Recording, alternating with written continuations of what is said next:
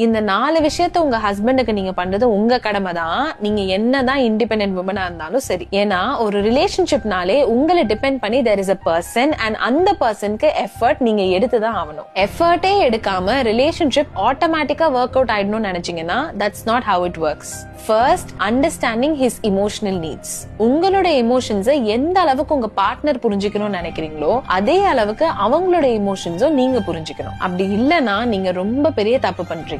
Second, don't change him. Adjustments இருக்கதான் செய்யும். But அவங்க எப்படி உங்களை அக்செப்ட் பண்றாங்களோ நீங்களும் அதே மாதிரி அவங்க யாரோ அதுக்காக அவங்க அக்செப்ட் பண்ணிக்கணும். உங்க பார்ட்னர் ஒன்னும் ப்ராஜெக்ட் கிடையாது. அவங்களும் ஒரு ஹியூமன் பீயிங் தான். Third, let him have some fun with his friends.